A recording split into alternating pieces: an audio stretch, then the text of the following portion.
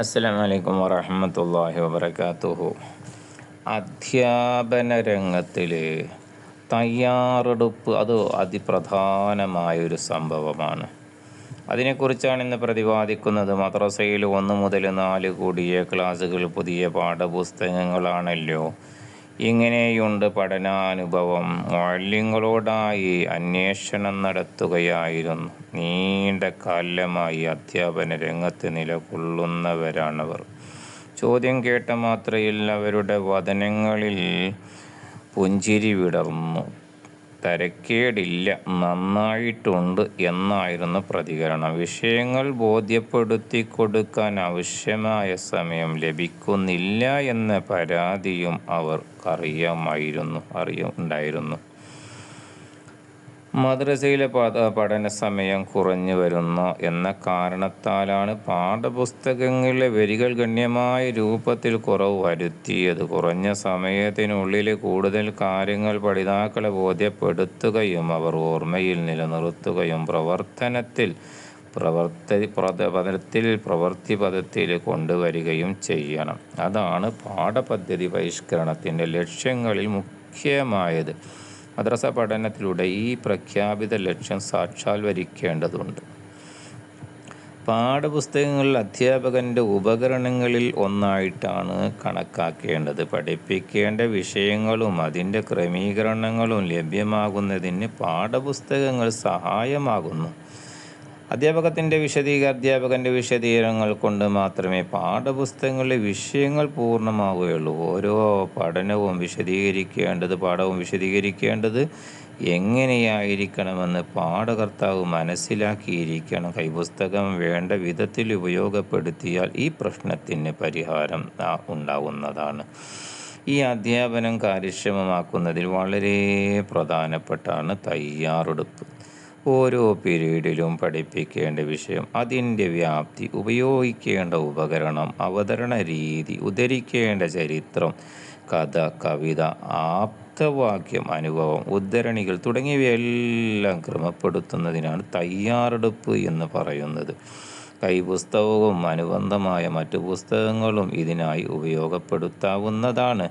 Hand book പോലെ text ബുക്കും അധ്യാപകൻ്റെ വശമുണ്ടായിരിക്കുക എന്നത് തയ്യാറെടുപ്പിൻ്റെ ഭാഗമാണ്. പാഠാവതരണത്തിനായി ക്ലാസ്സിൽ വെച്ച് കുട്ടികളുടെ പുസ്തകം വാങ്ങുന്നത് ശരിയായ രീതിയല്ല. തീർത്തും വർജിക്കേണ്ട കാര്യമാണത്. പാഠപുസ്തകത്തിൻ്റെ പ്രായോഗികവൽക്കരണത്തിനാണ് വിദ്യാഭ്യാസ ബോർഡ് മാസാന്ത സിലബസ് അഥവാ മൻഹജുശ്ശഹരിയ നൽകിയിരിക്കുന്നത്. ടൈം ടേബിളിനോടൊപ്പം മൻഹജുശ്ശഹരിയയും ക്ലാസ്സിൽ പ്രദർശിപ്പിക്കണം. അവ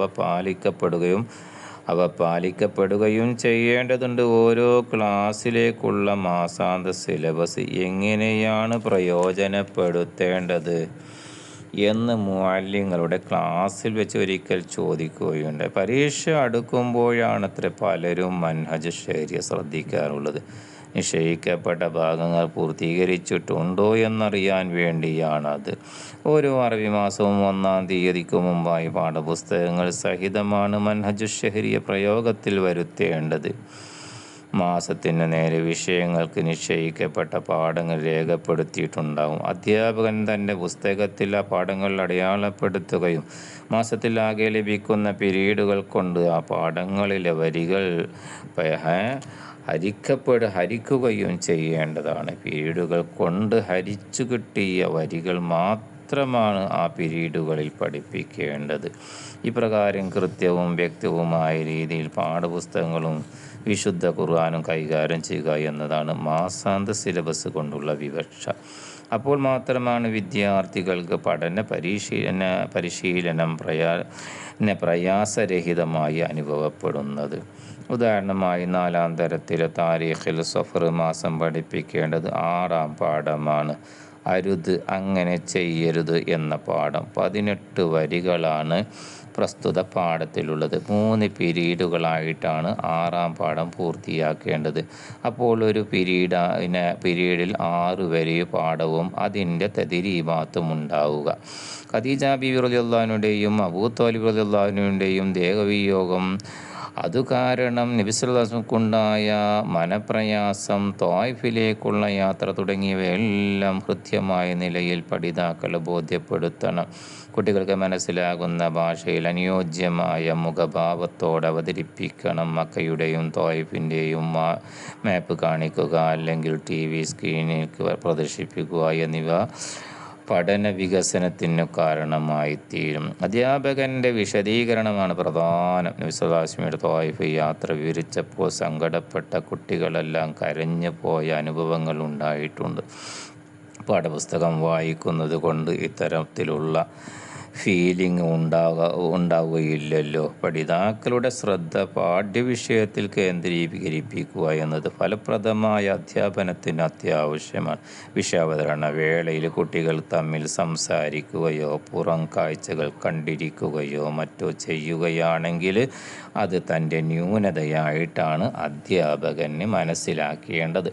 40 മിനിറ്റാണ് ഒരു പീരീഡിന് നിശ്ചയിക്കപ്പെട്ടിരിക്കുന്നത്. 45 വരെ ആകാവുന്നതാണ്. ഓരോ പീരീഡിലുള്ള സമയം വിനിയോഗം മനസ്സിലാക്കുക എന്നതും തയ്യാറെടുപ്പിൻ്റെ ഭാഗമാണ്. പഠിതാക്കളുമായി ലഘുവായ കുശലാന്വേഷണത്തിനും മുന്നറിവ് പരിശോധനയ്ക്കുമാണ് ആദ്യത്തെ 5 മിനിറ്റ് നിസ്കാരം, ഖുർആൻ പാരായണം, സന്ദർഭോചിതമായ ദിക്റുകൾ തുടങ്ങിയവയുടെ അന്വേഷണമാണ് കുശലാന്വേഷണം കൊണ്ടുദ്ദേശിക്കുന്നത്. മുന്നറിവ് പരിശോധനയുടെ പഠിതാക്കളിൽ ജിജ്ഞാസയുണ്ടാക്കുന്നതിന് ശേഷമായിരിക്കണം വിഷയബോധനം നടത്തേണ്ടത്. 30 മിനിറ്റാണ് പാഠാവതരണത്തിന് നിശ്ചയിക്കപ്പെട്ടിരിക്കുന്നത്. അവയിൽ ആദ്യത്തെ 10 മിനിറ്റ് പഠിതാക്കളുമായി സംവദിക്കാനുള്ളതാണ്. ആവശ്യമായ